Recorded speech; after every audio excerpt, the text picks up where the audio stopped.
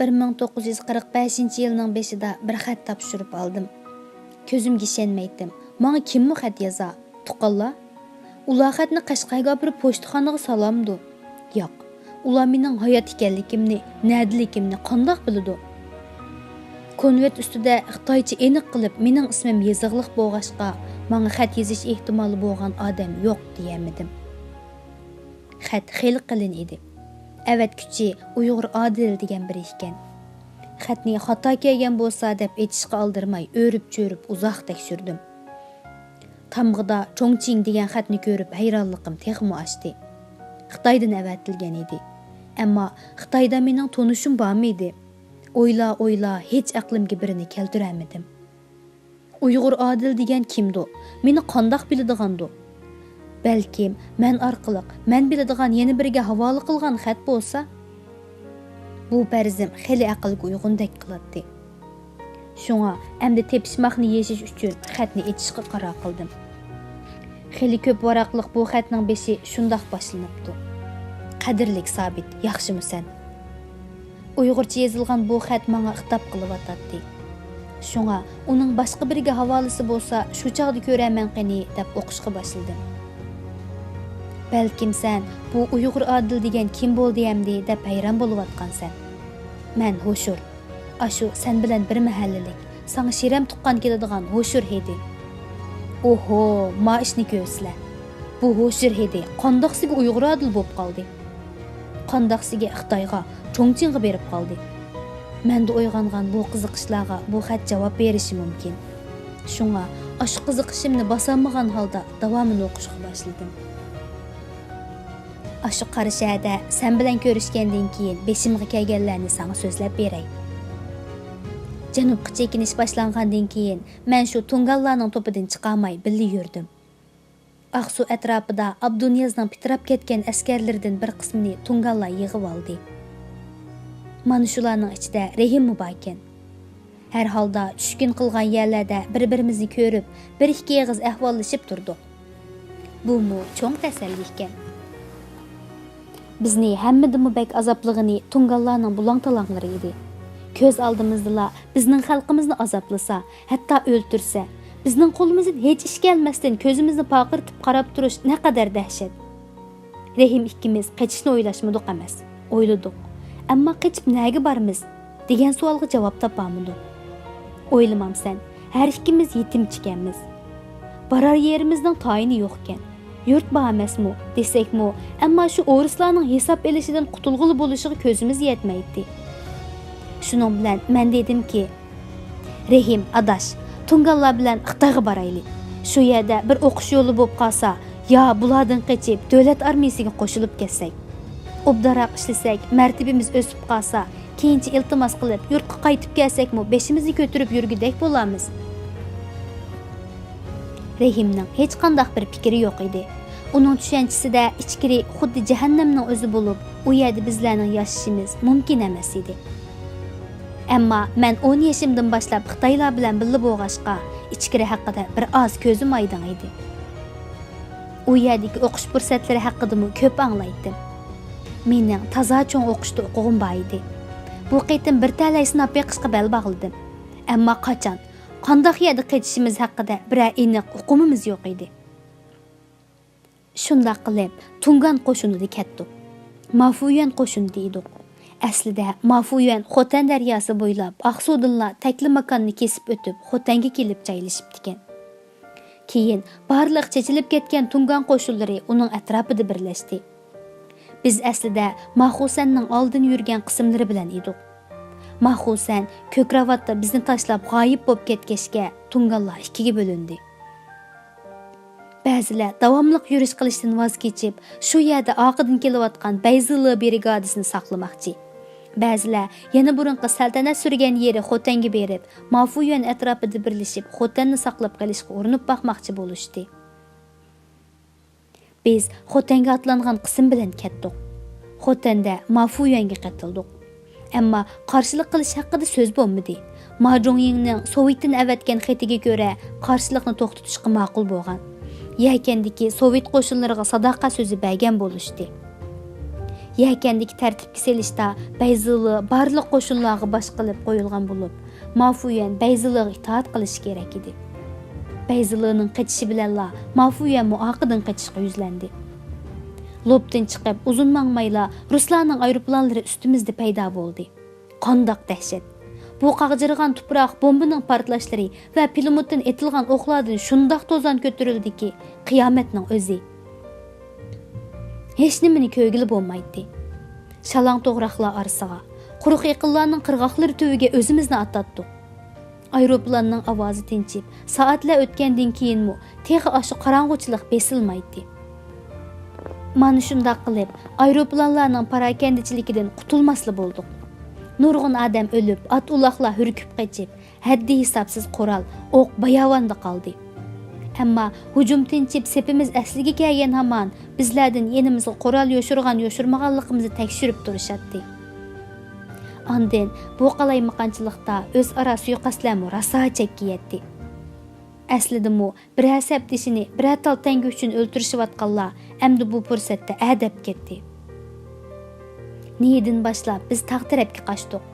Tüptüz jangalda bak ochiqchilikda qolganimiz uchun mudofiaga tazimi be'ab edi. Taq orasiga kirib ketsak, har holda yoshirung'idek dalda tepiladi deb o'ylagan bo'lishlari kerak. Taq orasidami tungallar yerliklarni so'ygan piyozdek quruqtab mengishni bo'ldi qilishmidi.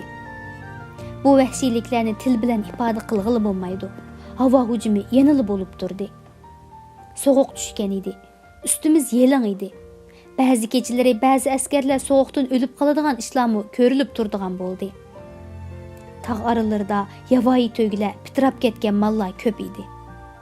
Chiman tog'da men bir kechasi o'zimizning to'ygisining qornida bir tarafimga cho'mni dalda qilib uxladim. Bilamsan, shu kechasi qattiq so'g'uq tushib ketgan edi. Qor uchqundab turadi. Shunga sepimizdan 15 ta odam muzlab qopdi. Ularning yuz ko'zlari ko'kirib ketgan holda, xuddi tosh haykallardek turgan holati o'lgichimi esimdan chiqmasi kerak. Mening hayotimni saqlab qolgan to'gining tenidan tenimga o'tgan harorat nemishqidir hayvonlarni odamlardan ko'p mehribon his qildiradigan bo'lib qoldi. Yeydigan rizqim bor ekan, o'lmay sog'-salomat Chinxayga o'tib oldim. Juvularining bir yengini sapmay yong'i tashlab qo'yib kiydigan Tibetlarning yurtlaridan o'tdim. Ondan oqimizdan qistab kelayotgan zarbalardan bir yo'li qutuldik. Tungallarning gazarmasiga tushdik. Gazarma atrofi sepil bilan qo'rshalgan edi. Sepilning 4 bulung'ida post bor edi. Bizmi bir necha kun oromdan keyin post navbatiga chiqadigan bo'ldik. Rahim bilan bir yotoqda yotdim, ammo post navbatimiz birga emas edi. Biz endi qetish vaqti keldi deyishdik. Ammo bu sepildan qochmoqmi oson emas edi. Ko'z yetim yerdan sezilib qolsak etib etadi. Shunga uzoq o'yladik. Bundaqlik ketaversak, mush yerda umrimiz o'tib ketadi. 2-yilning bahor oylari o'tib ketyotadi. Postda turgan chog'larimda sepil ustida u yoq bu yoqqa mengib yurgach xiyol suratdim. Uzoqlarga tikilatdim. Uzoq g'arb taraflarga. U yerda g'arb ufuqida bizning yurtimiz, suyumlik vatanimiz bor.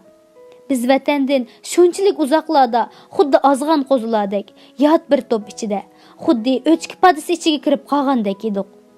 Atrofdagi ziroatlar ko'kirib, bu yashillikning ilhomi bilan o'zimizning etizliklari ko'z oldimga kelsila yig'i tutib ketadi. Hatto odam ko'rmaydigan fursat bo'lsa, ichim bo'shig'icha yig'ilib oladigan chog'larimmi bo'ldi. Bir kuni men post navbatimda sepilning oqisini ko'zatdim. Sepildan sakrashning mumkinchiligini mo'lcharladim. Sepil bak egiz edi. Sakrash xatarlik, putsunmay qolmaydi. Darvozadan qo'l selib chiqib ketamaydik.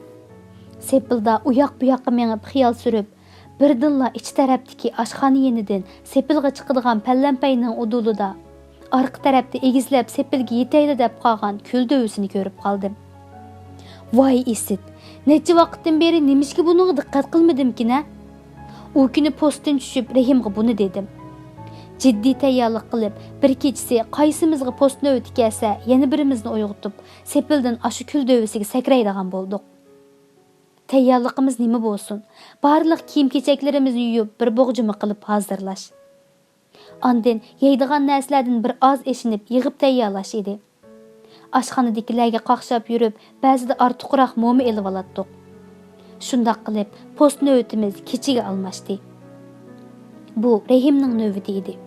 Rahim meni turtib uyg'otib qo'yib, postga chiqib ketdi. Oqidan men ikkimizning bo'g'ichisini qo'ltiqlab, bir ozdan keyin sepilga chiqdim. Avval qarovulxonada birdam ahvolni ko'zitib turdik. Andin birimiz, oqidan yana birimiz kul dovisining uduliga kelib sakirdik. Bu asosan o'tun kul ekan. Shunga shunchalik yumshoq ediki, kulning ichiga cho'kib ketibdimiz. Qurtlardek tipirlab, kul ostidan chiqqanimizda hamma yerimiz chidag'usiz kul puraytdi. Bo'yun va pushqoqlarimizdan kirib, ichimizga kul to'shib ketgan edi. Ammo bularni o'ylab o'ltirmay, ikkinchi post navbatigacha bu yerdan uzab ketmasak tutilib qolatdik. Shunga hapila-shapila xandakdan yamishib chiqib, har doim uzoqda ko'rinib turadigan qo'noqlikqa qarab chapdik. Qo'noqlik texi amdili paqlan bo'g'ashqa, yetib olmasak odam yoshurg'idek emas edi. Uzoqdan bizga shundoq qo'yoq va baraqsan ko'rinib ketibdi. Amda qaradikki, bu yerga ishonch qilib yoshirinib o'ltirishga bo'lmaydi.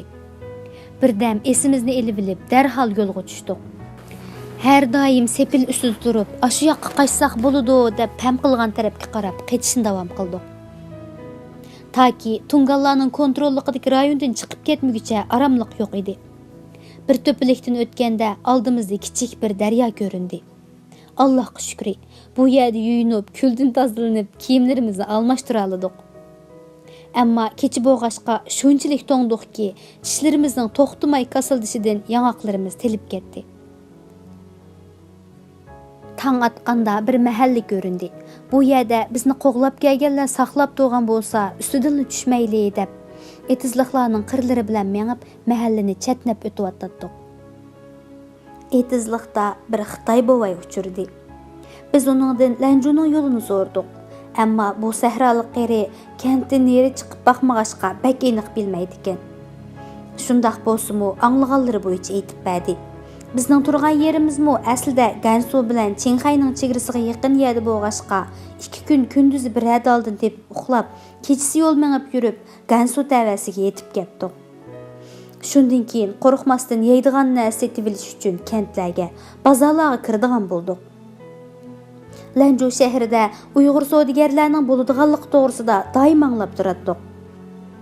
Qashqardagi cheg'imizda hatto Lanjuda Uyg'ur uyushmasi borligini anglagan edik. Shunga ko'nglimiz shu yoqni tortgan edi. Tildan qiynalmag'ashqa, yo'l jafosini hisobga olmaganda ezib-tezib qolmadik. Jafo mushaqqat tortgan bo'lsaqmi, oxiri Lanjuga yetib, Uyg'ur uyushmasini surishtirib topdik.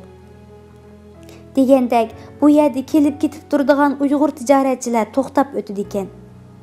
Uyushma bizni obdan o'rinlashtirdi. Tijoratchi baylarga murojaat qilib, bizga 1-2 qurdan yangi usti bosh qildirib berdi. Qo'limizmi oz to'la pul ko'di. Xuddi o'z uyimizga kelib qolgandek aram xudo bo'lib qoldik. Bizni shu yerda qolishga da'vat qilishdi. Muallim bo'ladi ekanmiz. Savdogarlarning Xitoydan olgan xotinlariga muallim bo'ladi ekanmiz. Bu yerda ashu bizning Iso apandimning aksi Abdullah bek mubokan. Abdullah bek shoir, professor Bug'da Abdullahning dadasi. Uningmi bir Xitoy xotini bor ekan. Ammo bizning cho'ngroq o'qishlarga kirish orzuyimiz bo'lg'ashqa, takliflarni rad qilib, bizni bir cho'ng maktabga tunishtirishni talab qildik. Bu yerdagilarning hammasi kommunist ideyasidagi odamlar ekan. Savdogarlar bu yerni faqat bir o'tan hisobida foydalanadi ekan. Uyushmaning xizmatchilari Sovetda o'qigan yoki Sovetning ta'siriga uchraganlar ekan. Shunga bizni yan'anga beringlar deb qiziqtirdi. Biz u chaqda kommunistlar haqida ko'p narsa bilmagashga, ha deb o'qisaqli bo'lmadimi degan o'y bilan ma'qul bo'ldik. Bir kuni yan'an tarafga yaqin boradigan bir mashina topildi. Bizni shuningga tonishtirib o'ltirg'izib qo'ydi. Shuning bilan ketdik. Lanjuning Qingyang degan yeriga borganda mashina buzilib qoldi. Uni o'nglaydigan usta topqili bo'lmay, shofirlardan biri Xi'anga ketdi. Biz mashina yanida 3 kun saqladik. Ketgan odamdan xabar yo'q. Shuning bilan yana bir shofir. Sizlar Şianga bo'lsin ketaveringlar. Bu yerdan yananga udul qatnash tapmoqdas. Bek avara bo'lib ketisizlar. Xi'an degan cho'ng shahar, shunga u yerdan qatnashal qilmoq osonroq, dedi. Biz ketishga rozi bo'ldik. Shu chaqda Xi'anga qabri yo'tkash murosimi bilan ketayotgan 3 mashina uchrashdi. Shofir so'zlashib, uningga tonishtirib selib qo'ydi. Sizlarni o'qish izlab manganlar deb tonishtirdim. Shunga kira olmaydigan bo'ldi. Yana texi Xi'anga borganda sizlarga mashina tepib yo'lga sap qo'ydigan bo'ldi, dedi shofir. Mahallalardan yavoyi yirtqichlarning chirqirashlariga o'xshab ketadigan yiqimsiz naqshlar anglanib qolardi. Ketayotgan yerimiz seriq to'puluq egizlik deb atiladi ekan. Egizliklarga suv chiqarish mumkin bo'lmag'achqa, apkashda suv to'shib teriqchilik qilishidi ekan. Shundaq qilib Xi'anga keldik. Xi'anda bizga ega bo'lib shofirimizga va'da bergan Xitoy birdinla yananga mashina tepib berishdan yaltib, kommunistlarni yomonlashga boshladi. Bizning tazmi beshimizni qaturdi. Biz muxafa bo'lib, "Nemishga boldurroq demaysiz? Endi bu yerga kelganda biz nega boramiz?" deb vaqirashdik. Oxiri u bizdan oson qutula olmaydiganligini bilib, "Sizlar o'qiymiz deysizlar-ku, o'qiydigan odamga yana endi nima bor? Uningdan ko'ra Shanxayga beringlar. Men sizlarga bir adres beraman. Shanxayga boradigan poyezdga sap qo'yaman", dedi. Shanxay degan gapni anglabla chiroyimiz ichildi. Shanxay deganni ko'p anglaydik, ammo endi o'z ko'zimiz bilan ko'radigan bo'pdik deb xushal bo'lib, darhol ma'qul bo'ldik. Shundaq qilib Shanxayga keldik. Bizni ma'rif tarmoqlariga yo'llagan ekan. U yerdagilar darhol bizga ega bo'lishga unamay, "Nanjingda sizlarning vakilinglar bor. Shuning bilan aloqa qilishinglar", dedi. Ammo biz Nanjingdagi odamni qandoq topamiz? Sizlar o'zinglar yordam qilinglar deb turib oldik. Shuning bilan Nanjingga telefon qilib, bizni Isa apandi bilan ko'rishtirdi. Ahvolimizni Isa apandiga aytdik. Isa apandi bizga Uyg'ur savdogarlar turadigan bir yerning adresini berdi va "Hozir sizlar shu yerga berib joylashinglar. Men ertagacha o'qish ishinglar to'g'risida javob beraman", dedi. Ammo bir necha kun biz savdogarlar bilan birga turdik. Isa apandidan xabar yo'q. Keyin u bizni Fudan universiteti qarmog'idagi o'rta maktabga o'qishga tonishtirganligini, bu maktabni bitirgandila arzu qilingan cho'ng o'qishda o'qig'ili bo'ladiganligini aytdi. Biz darhol berib maktabga tizimga oldirdik.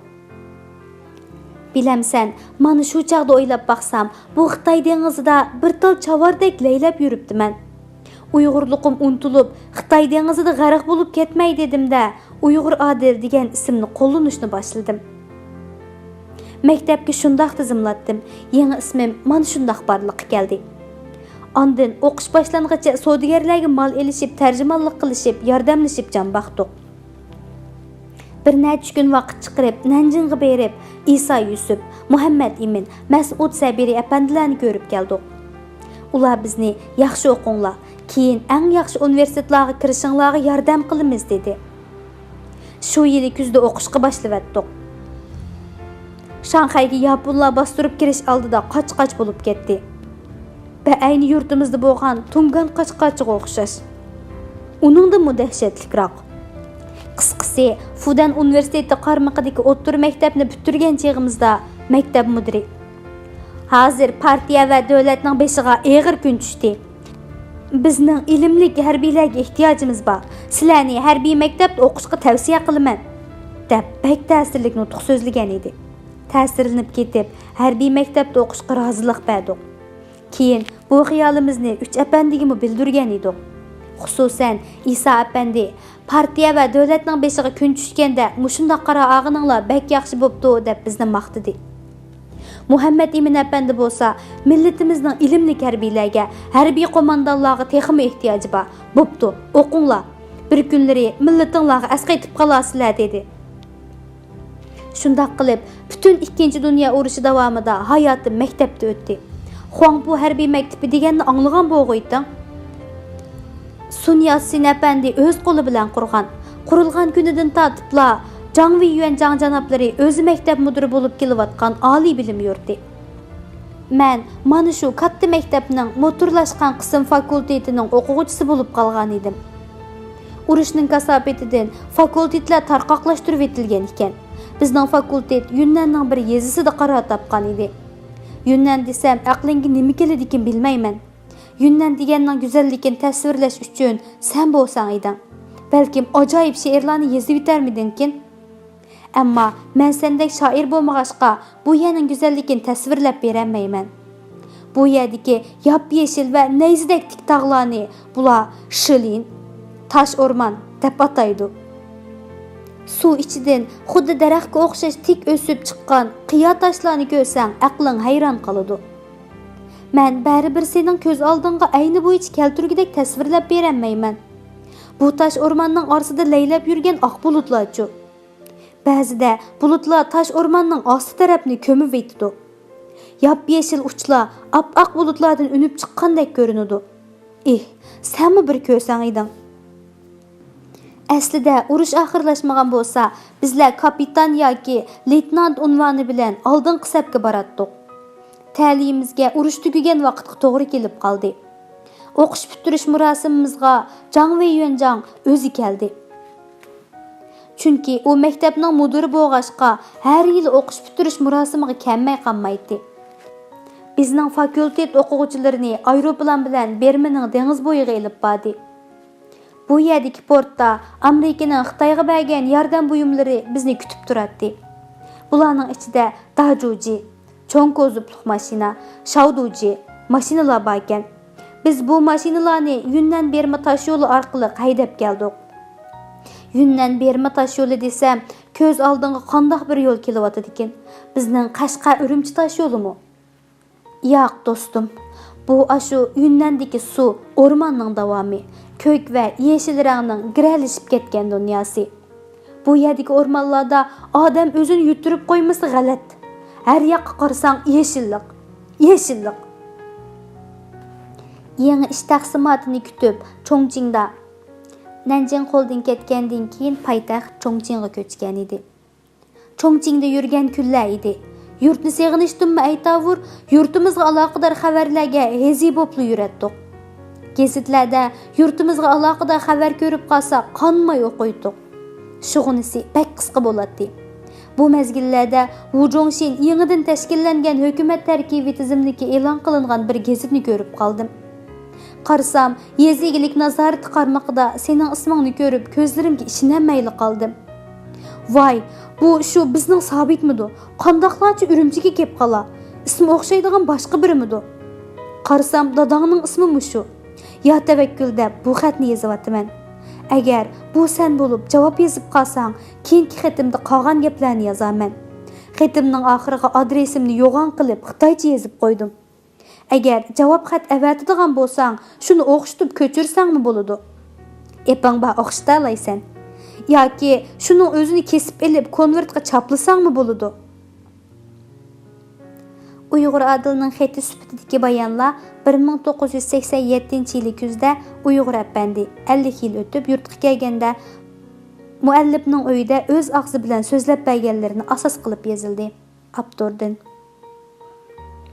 Ho'shur, mening Xitoychani o'rganib olganimni tasavvurmi qilolmaydi. Men uningga qisqali bir xat yozdim. Konverteshiga o'z pochurkam bilan heliq adresini yozdim. Balkim mening bu qo'l yozmam Ho'shurnikidimi bak Xitoy o'lchimida chiroyli hisoblanatdimikin deyman. Xatni selavatdim.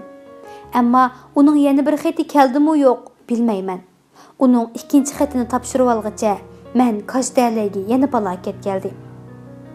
Bizning tashviqot guruhimizdagilarning hammamiz dal yig'in ustida qo'lga elindik.